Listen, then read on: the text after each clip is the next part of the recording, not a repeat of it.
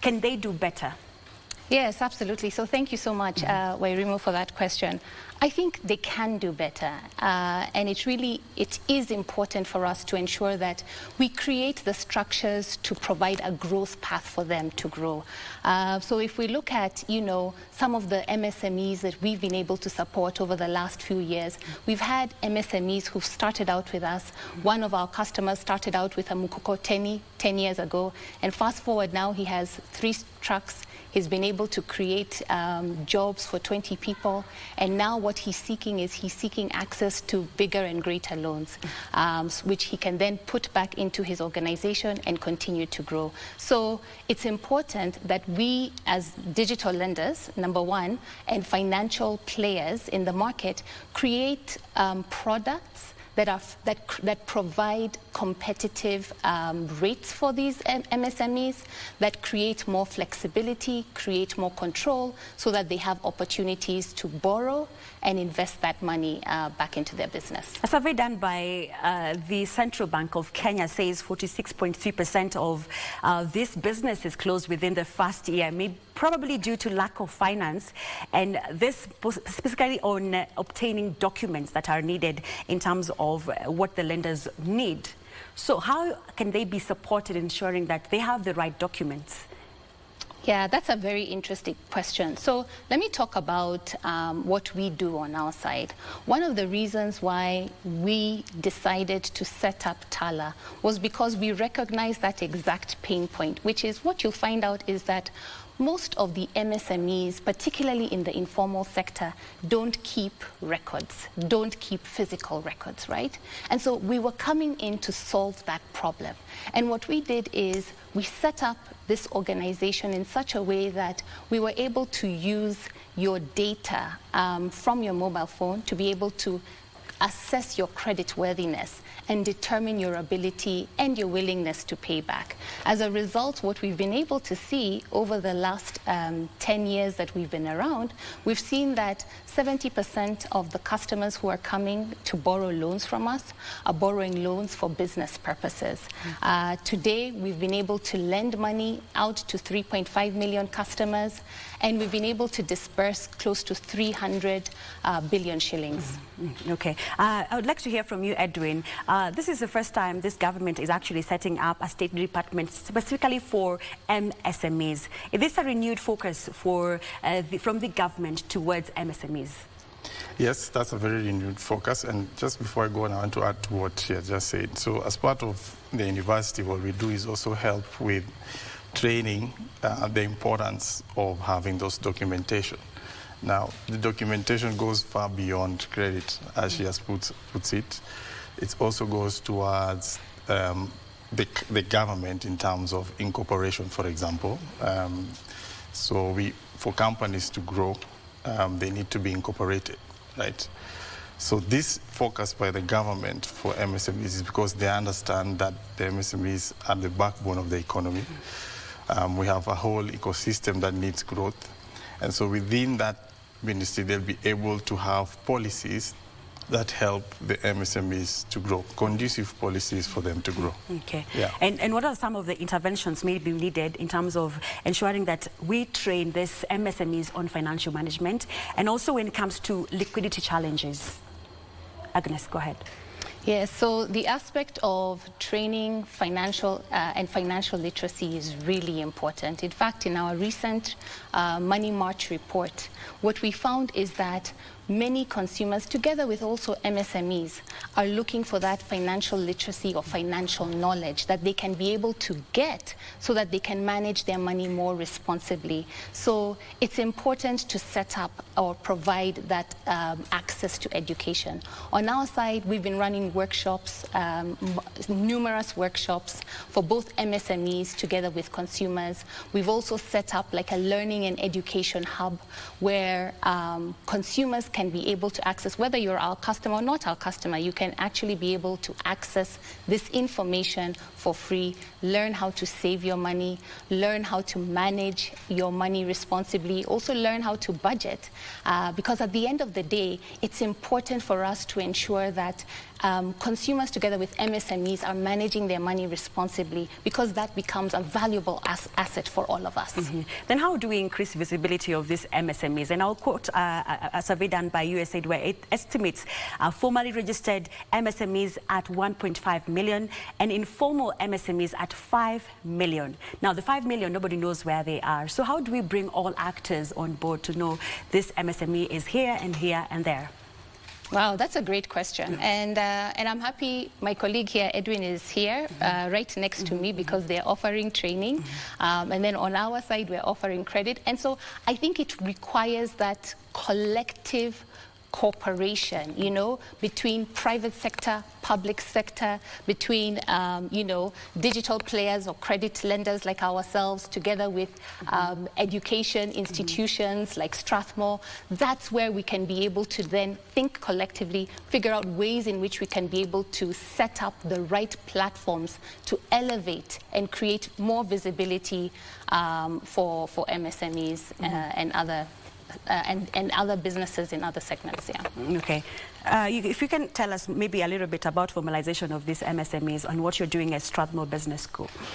So one thing is to sensitize. So a lot of the people who have done or have founded the SMEs, we kind of did interviews with most of them, is we find that the education level is more or less up to diploma level. So we need to help them or sensitize them so that they are aware that there are certain things that they need to put in place so that they can be able to grow. So what we do at Strathmore University is we start by that sensitization, saying that for you to grow, there are certain things you need to put in place, right? And one of them is, for example, the incorporation, okay? Then one thing we're also finding out is that a lot of these SMEs, the founder and the business are all linked, in the sense that the founder can even come and pay himself for daily use from the money from the business. So it's not been distinguished, the SME and the founder. So we are also trying to tell them, listen, you as the founder, you're different from the business. Let's separate the two. So that they can be able to now see the business as a business. So basically that's what we are engaged in the university. And earlier on, Edwin, we were having a conversation and you were talking about that MSMEs do not lack funding. Maybe they do not know how to access it. Maybe if you can expound on that. So when we say they don't lack funding per se, what we were trying to say is that most of the issues they have is internal. So because, for example, the banks, for example, will come and ask, if you want money, then there are certain things you have to have in place, right? So, for example, you'll have to have a certificate of incorporation, you have to have audited statements. Now, if you go back to the SME, you find that they don't have that. So, when we say there's no lack of funding, is because we are saying first they need to correct what is there internally, right? Put the systems in place, so that whenever they have those systems, then when they approach whichever lending institution or whichever financial partner, which can be an investor as well, then they can be able to have something that is already ready for the funding. So that's usually the challenge, ensuring that they have everything that they need to be able to be funded. Okay, Agnes, let's talk about MSME's credit score. And it's something you had mentioned earlier on. But when we look at the credit score of these MSMEs, is quite low. And we saw that close to 8 million Kenyans had been listed at CRB negatively. Yeah. So we saw the introduction of the Hustler Fund, which came in to correct this market failure. And statistics show that MSMEs borrow between 3 a.m. and 6 a.m. I'd like to hear from you your thoughts on this, whether you have witnessed this kind of a borrowing and also the repayment. Yeah, that's a really good question. So on our side, I'm not aware of that trend on our end. However, I won't be surprised that people are borrowing, particularly MSMEs are borrowing between the hours of 3 a.m. to 5 a.m. The other day, we actually went to visit some of our customers who are in Buruburu. And it was interesting to note that, you know, some of our customers who actually have kiosks where they sell vegetables, they are up by 3 a.m., going to Marikiti to purchase the vegetables so that they can come back by 4:30 a.m. to start selling. So it's no surprise that those trends are beginning to emerge. On the issue of repayment rates, I think we all need to accept that many of us at some point in our lives will go through tough financial times, you know? And because of that, we need to create ways in which we can be able to facilitate some level of flexibility for these individuals to come back and regain their credit score again, but also get to a place where they are able to get back into a good financial standing and they're able to borrow. And those are some of the things we've done on our side. What we've done is we've created more flexibility and control so that if someone gets stuck, for example, and they had indicated that they would make a payment within a specific time period and were not able to make that payment, we've offered flexible repayment periods where our customers, together with the MSMEs, can also indicate when they want to pay back their loan. And if they don't, we also have concessions. We have ways in which we can work with them. We've extended grace periods on multiple occasions. We have our customer agents who work closely with our customers to ensure that we're working with them to find out when they will be at a financial place where they can pay back. But we've also extended waivers. And what that means is we've actually discounted the total amount that that individual owes us, so that we make it much easier for them to pay us back. To date, we've been able to discount close to 2 billion shillings in waivers. Yeah. Okay. And do we know, the current economic landscape is being dominated, of course, by the high interest rates. We have seen the rising taxation and decline in disposable income. I'd like to hear from you what kind of sustainable growth strategies that can be adopted to enhance resilience to disruptive shocks for MSMEs. So first is to ensure that internally you're okay. One thing we've realized is that sometimes the founder is not clear on the picture of everything that is happening inside.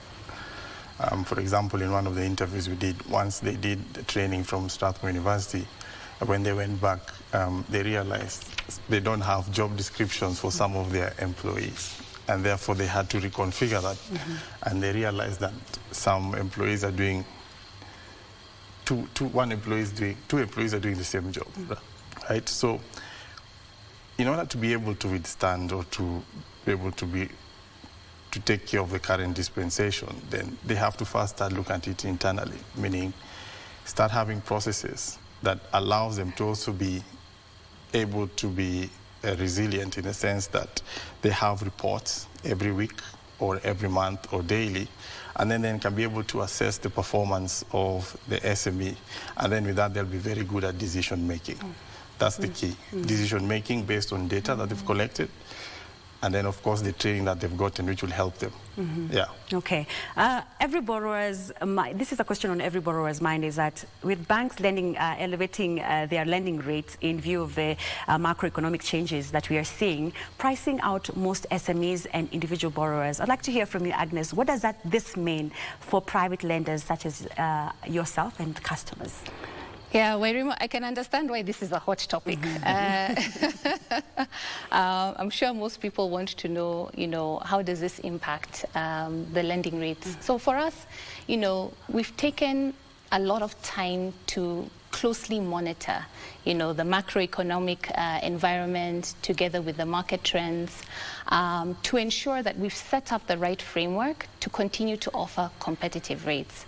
On our end, we don't foresee increasing our interest rates, even with the lending, with the adjustments in the lending rates. Today, our interest rates are set on a daily basis. We charge interest rates that range anywhere between 0.3% to 0.6% at a reducing balance. Now, the reason why we did that is because we had spent a considerable amount of time with our customers to understand what works best for them. What we recognize is that we have customers who are getting their income from different sources. You have businesses who are earning their money on a daily basis. You have others who are earning their money on a weekly basis. And then you also have full-time employees who are earning their money on a monthly basis. So we wanted to create more flexibility in how people are paying. What does that mean, and how does it translate to the question that you've asked around interest rates? What this means then is that a customer today who borrows 1,000 shillings and is a kiosk owner and proceeds to pay back that loan within, let's say, 7 days, the interest rate that they would end up paying, because it's on a daily basis, will be 21 shillings. So what that does is they're able to save money, and as a result then, use that money to grow their business. The Money Match report indicated that most of these customers are borrowing maybe to pay rent or to survive in these hard economic times. Does this mean consumers are using digital credit to survive in this high cost of living? So let me put this in context. So when you look at the Money March report, I think it's important to break it out, to look at the findings by segments. So when you look at consumers today, yes, you're right. They've actually been, when we look at the trends, what we see is that consumers are actually borrowing for households, household expenses. They're borrowing to pay for their rent. They're borrowing for groceries. So essentially the trend that we've been seeing is that consumers are borrowing, maybe right at the middle of the month or right before their paycheck checks in, just to tie them over. In fact, in January, what we did see is during the time when children were going back to school, we saw an increase in loan take rates by 50%. Now, when we look at SMEs, we're seeing similar trends in the sense that SMEs are borrowing to keep the lights on. They're borrowing to ensure that they're able to pay for their staff. So what does this mean at the end of the day? I think what this means is, again, we within our sector, the financial sector, need to ensure that we're cognizant of these findings. We're also creating more options for our customers and business people to be able to access more affordable and favorable loans at a favorable rate. But we're also giving them different options in how they can be able to pay back, but also how they can be able to make their money work for them. But then again, what does the role of the government in stimulating MSMEs doing? Because the MSMEs I spoke to, they're talking about being heavily taxed. They're saying they're paying almost to 12% or another 12 taxes in one business. So how is the unfavorable tax environment crippling the small businesses? Now, the key thing with that is more about compliance. We need more of our SMEs to be compliant. When I say compliance, I mean that you ensure that everything that you need for your business to operate on a day-to-day basis, from a regulatory perspective, they have been met. So that could include business licenses. That could mean that you're already compliant with tax, right? So what the government is trying to encourage is for people to be more compliant, right? Now, there are benefits to being compliant, and one of it is growth, right? Because an investor will come in and say, listen, I want to buy your business, but for me to buy your business, are you compliant? Because I don't want to buy a business and I have this tax burden that I have to pay.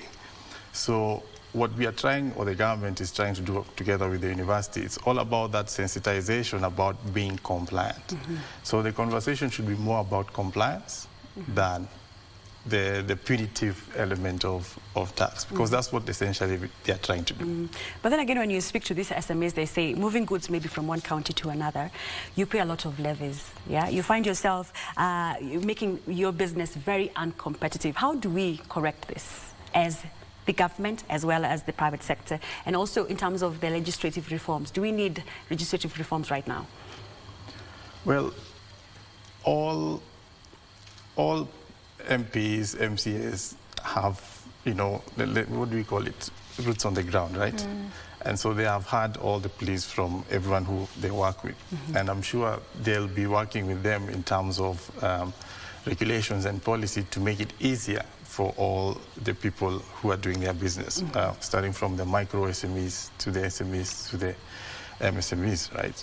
So as we move and as we see the regulations keep on being, like for example, the capital markets have made it easier to list now in the Nairobi Securities Exchange.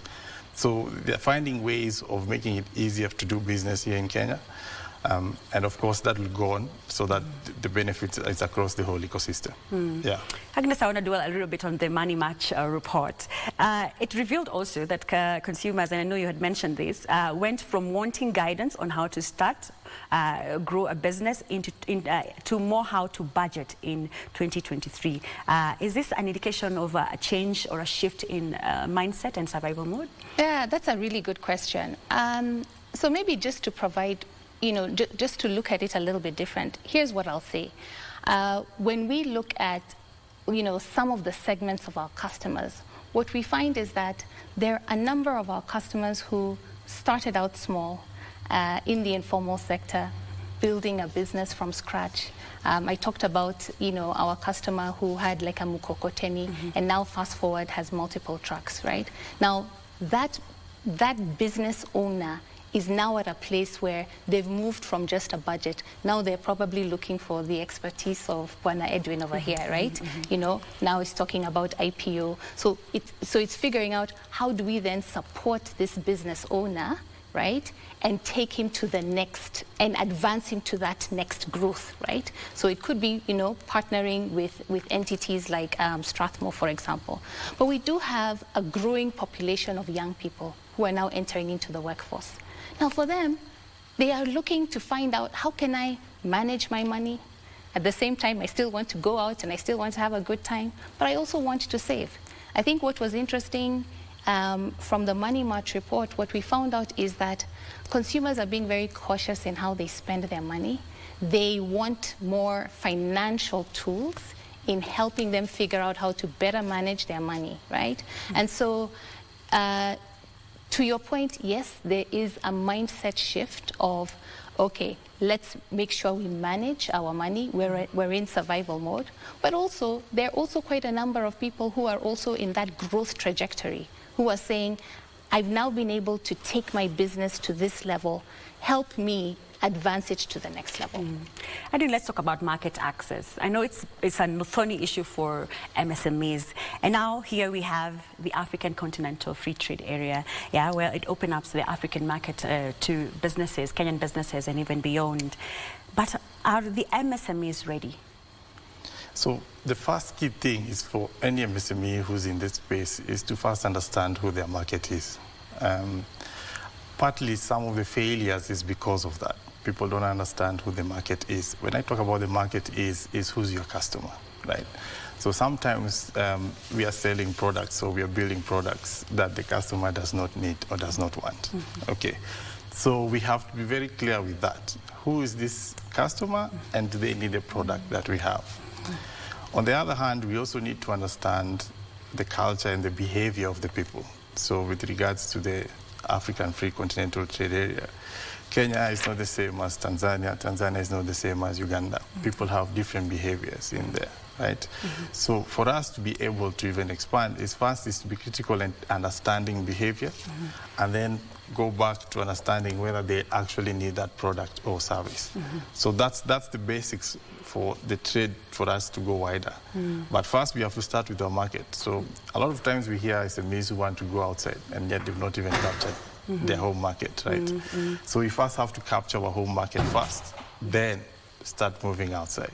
Okay, but this week we've been talking about digital connectivity and at the Connected Africa Summit.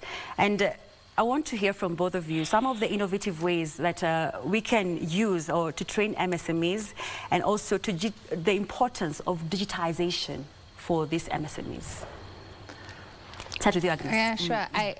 I was actually at the Connected Summit this week, and I'm very excited about the conversations that we're having. We're really living in a very exciting time. When you think about it, the advancement of technology is literally democratizing the access of technology. To put it into context, we have now all of these artificial artificial intelligence tools, right? Where you can be able to convert, text to images, text to videos. So what that means now, from even an aspect of how we can be able to train MSMEs, that means that we've been empowered with technology, right? To be able to utilize and leverage these tools to actually give thousands, if not millions of people access to this training. And so I think it would be very interesting and exciting to see how we're leveraging technology to be able to expand our reach to training, because that's very possible, because we can do it. We have what it takes to be able to get it done. Okay. And from you, Edwin, the importance of digitizing processes for these MSMEs. So it's very, very important to digitize. So digitizing first starts from ensuring you have the processes. One of the biggest challenges we are seeing from SMEs is they don't have the processes. And here, when I talk about the processes, is everything that the founder or the SME does from day to day, from getting inputs in to getting inputs out, ensuring that they have good customer service, ensuring that, for example, if it's a restaurant, how you're getting your food in, how you're getting your food out. So once that process is mapped out, then you can digitize. So what we are calling of digitizing here is just automation. So something that was done manually, now we are putting in technology. So by first understanding the processes, because most don't, and usually the challenge there is because everything is in the head of the founder, right? Because he built it maybe for 20 years, 15 years, so he knows everything. But he needs to find a way, or she needs to find a way of putting it down in paper so that anyone else within the business can understand what the processes are. Then we start automating those processes. Okay. And then there's the digitalization aspect, which is now using technology, as she says, to expand to other markets. Yeah. Okay. Well, we need to put a cap on this conversation this morning, but thank you for joining us. We are speaking to Edwin Obonyo, who is the business growth expert at Strathmore Center of Value Investing University, and Agnes Modoni, who is the head of growth and strategy at Tala. Thank you for coming to our studios. Thank you. Thank you. Now we move on. We'll be moving to another conversation on fighting counterfeit after this short commercial break.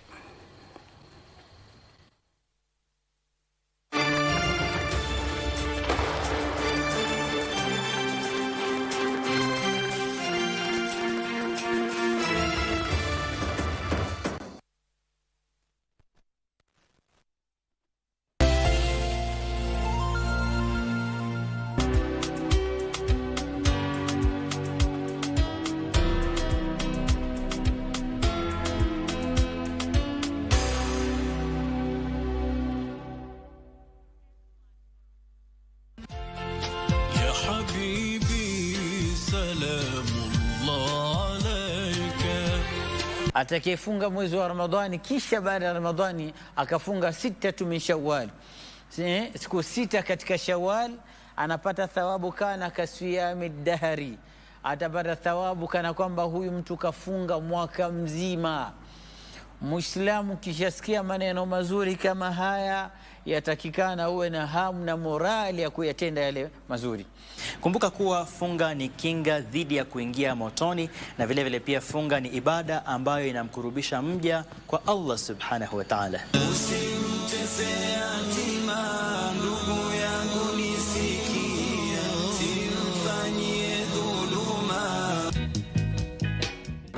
Yes, you have his eyes. He does not know you're here. But truly, we cannot harm Mr. Kaika. You think? That will be breaking the law. How do you think J&J was built? Alice, if anything happens to me, You'll what? I will hound you from 6 feet under. You had only one job, George. Wacha kunichekesha hivyo, my ribs still hurts. You should be grateful that's the only part of your body that hurts. 1 minute tulikuwa na yeye. The next minute ametoka nje. I didn't know you were coming back today. Nah, I just came in to hand in my resignation letter. If it is about the salary, I can talk to your boss. Not really. It's not about the pay. Alice really convinced you, huh? It doesn't look like a very good day for J&J. He's not alone. Uko sure kuna Ronald?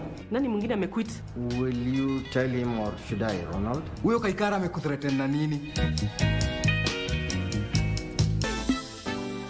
I really wish wish a day will come when we can all speak in one voice as classmates. Hey, girlfriend, don't let anyone step on your freedom of expression. Moving on swiftly. Leave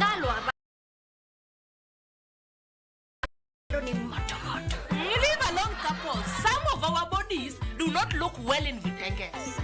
We can all see that, duh. Chantel had a nice figure, huh? Oops, did I say that aloud? That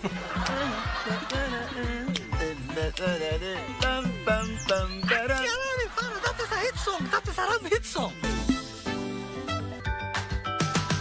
Mihango Idansa kutonja ni majuu, idansa kishika umezungusha mguu. Nchi yetu ni dhahabu, paradiso limwenguni, hayawani wa ajabu, mbugani wamesheheni. Ukosefu wa ajira ni chanzo cha ufisadi mjini. Ajira inapokosekana, watu hawana budi ila kuwa wabunifu na kujiunga na sekta mbalimbali kama vile sekta ya kutengeneza mapambo au ukulima. Ukosefu wa ajira umesababisha kudorora kwa uchumi, kwa kuwa bila ajira wananchi hawawezi kutozwa ushuru unaotumika katika ujenzi wa nchi. Tofautisha sauti guna na siguna. Sauti siguna ni sauti ambazo hazina mtetemeko wa sauti wakati zinapotamkwa. Kwa mfano thamani.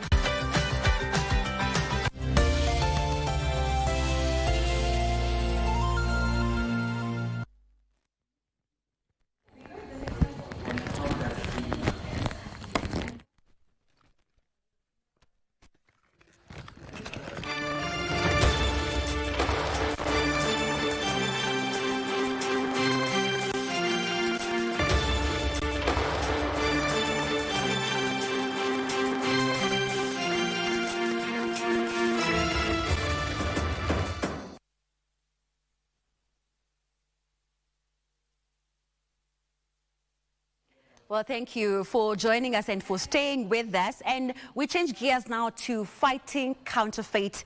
And counterfeit and illicit products have been a thorn in the flesh of Kenyan businesses.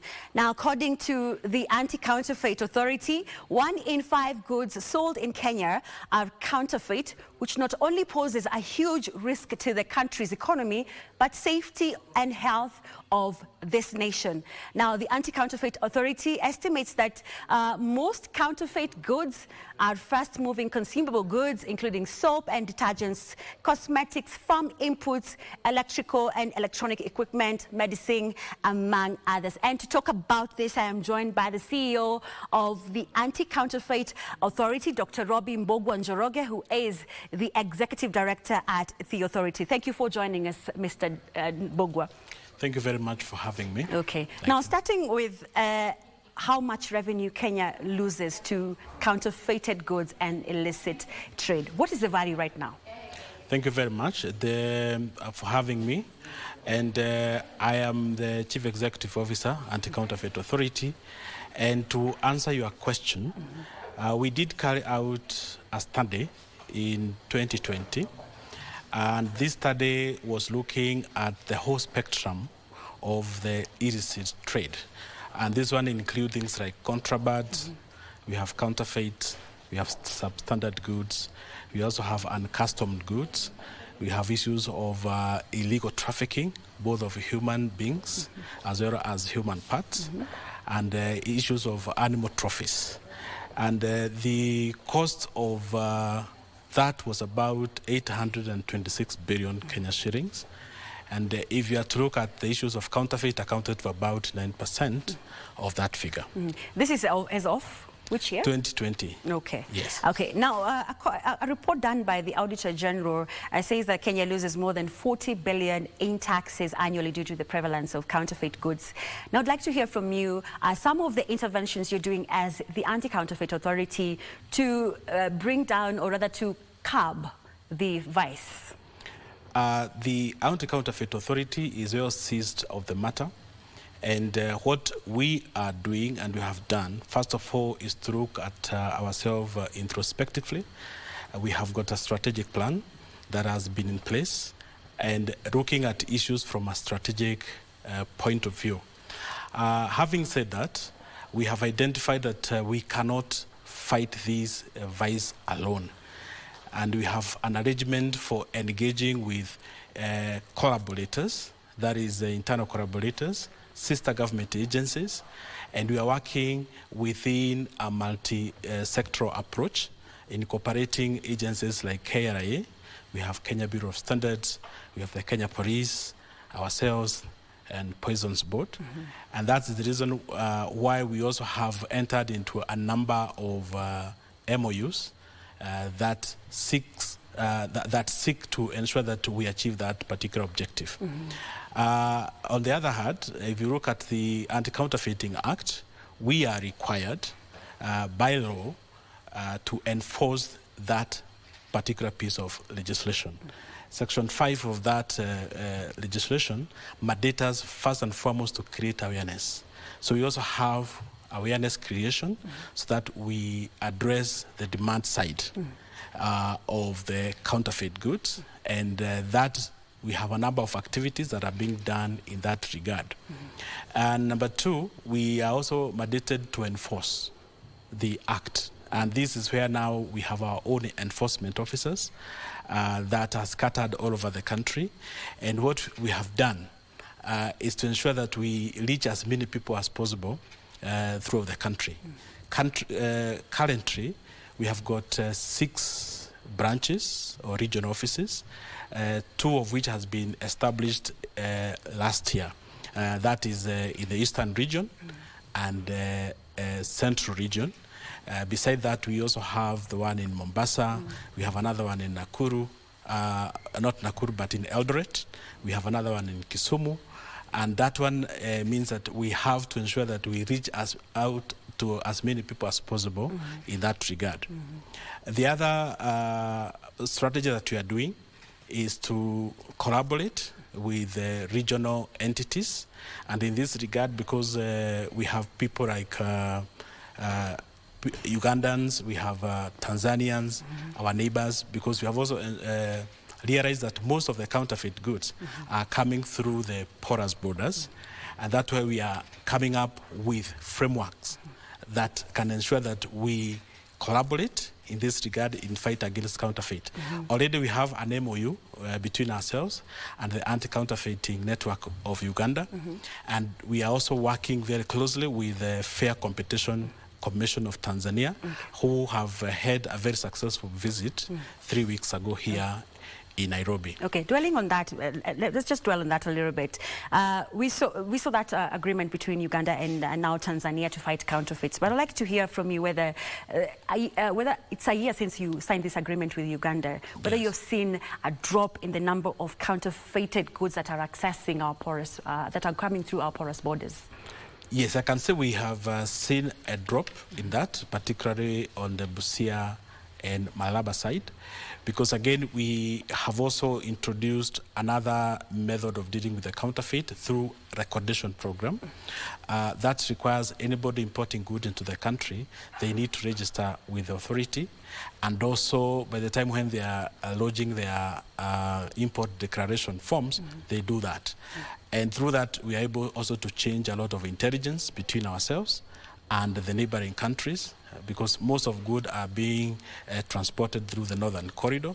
And through that, we are able now also to engage with our counterparts in Uganda, Tanzania, and DRC on how to intercept any counterfeit goods that are on transit. Yes, I can say that. So, Dr. Bogo, so how many goods have the authorities seized in the last 6 months? And what is the value? The value, I can first of all say that since the establishment, maybe I can start even from that, we have seized about 4.2 billion worth of goods. And in the last 6 months, we have about 200 million out of that figure that has been seized. And once we seize these goods, what we are doing is also to do a bit of analysis. And that analysis will tell us what type of goods are coming in the country in terms of counterfeit, and where are they being sold, and targeted people who are supposed to buy those type of goods. Yes. But why is it hard to end counterfeit in Kenya? Counterfeit, just like any other crime, is likely also to subsist as long as we exist. The first thing that make it hard for us to fight counterfeit, number one, we have got porous borders with our neighbors. We have a long border with our neighbors in Somalia, that is Somalia. We have another one in northern region with Ethiopia, Uganda, and others. And you find that through those porous borders, because they are not manned, that's why sometimes the counterfeiters find way of sneaking into the country those type of counterfeit goods. Number two, we also have the issues of demand side. Majority of people would like to buy maybe cheap things, and as they say, anything cheap is also expensive. So you have a lot of demand because of the price factor. You find that people will not mind even buying counterfeit goods. The other thing is on the issues of investment. Some people are fearing to invest in terms of research and development because once you start a product or a manufacturing firm, it means that you are going to have a lot of effort in terms of investment, and some people want to bypass that by engaging in counterfeit goods so that they can fund their illicit and also to get what we call illegal profits. Then you also have the issue of differentiation. Majority of people may not be able to differentiate between what is counterfeit good and what is genuine.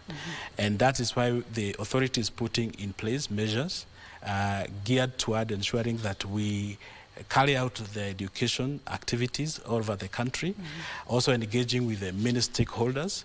For instance, on 6th of June, we'll be having our second international conference, that symposium on intellectual property protection and enforcement here at KSCC. And this will offer us an opportunity or a forum whereby many stakeholders can engage on how to fight the counterfeit goods. The other reasons why we still have the proliferation of counterfeit goods, sometimes the trademark owners, they sleep on their job.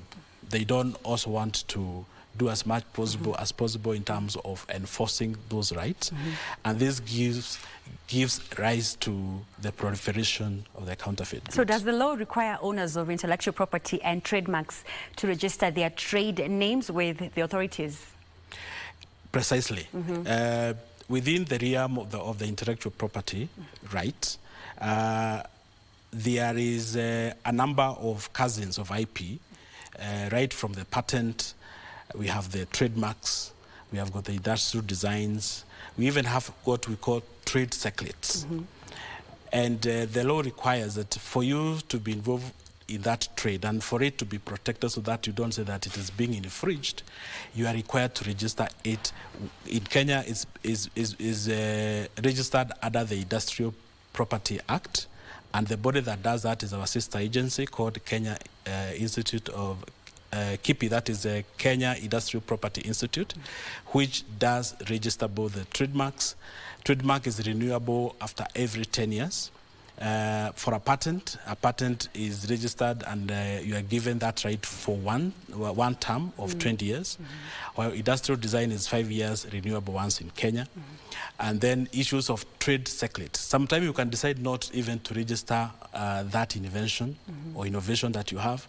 You keep it to yourself, and you have to protect it. Like some product like Coca-Cola, they have never registered for patent, but they maintain that. Or KFC, you have seen the Kentucky Fried Chicken, and it's up now to you to ensure that you protect that innovation, because the government will not come and protect it for you. That's why you'll be given more leverage to use it for many years. Yes, but like Coca-Cola from 1886 up to date, they're still using that. No other person can use that formula. But once you go through the patent once 20 years are over, then it gets into a domain called public domain, meaning that any other person can use it or can even modify that. Okay. Now, citing the recent cases where we saw more than 20 people die in Kirinyaga after consuming illicit brew, we also found the fake fertilizer that is circulating in the market. I would like to know what stern action has been taken to all those found selling fake goods. Thank you very much. And recently, through the guidance of Head of Public Service, and we had a meeting, and it was agreed that we need to do more of collaborations because we may not be able to fight the vice in terms of regulatory affairs alone. And in the recent past, also His Excellency the Deputy President had convened a meeting of key agencies, including Anti-Counterfeit Authority, Kenya Revenue Authority, we have Kenya Bureau of Standards, among other agencies, where we formed a task force of fighting this illicit brew. And it's bearing fruits, and you have seen what is being done across the country. Because no any single organization is able to deal with these menace alone, because it has got so many components that require a collaborative approach. And that's what we are doing, including issues of fake fertilizer. I think our colleagues at Kenya Bureau of Standards, because it's more of issues of standards, they are on it as well. Okay. But what does the law say about when you're found with fake goods? What is the stern action that should be taken against you? Okay. According to the Anti-Counterfeiting Act of 2008, once you are found with fake goods or counterfeit or suspected counterfeit good, because you have also to be subjected through a normal judicial process. The investigation has to be done by the authority, and if the authority is satisfied that there is a threshold for prosecution, the file is normally given to the Director of Public Prosecution to prosecute. And if the matter goes through the motion in court, if we are found culpable, a suspect can be fined up to 5 times the cost of those goods. And if it's a repeat offense, you'll be fined times 5 times, or 3 times of the cost of that goods. Okay. Yes. Okay. No. Now, the rise of e-commerce has provided, of course, new avenues for counterfeit to exploit. Now, what are some of the innovative approaches that you are and strategies that you're deploying or developing to combat this illicit trade? Yes, the issues of online counterfeiting has become a new norm to the authority. And as a result of this, what the authority has done, we have internally been training officers who are well-versed, who now are well-versed to identify any online counterfeiting and also to intercept that.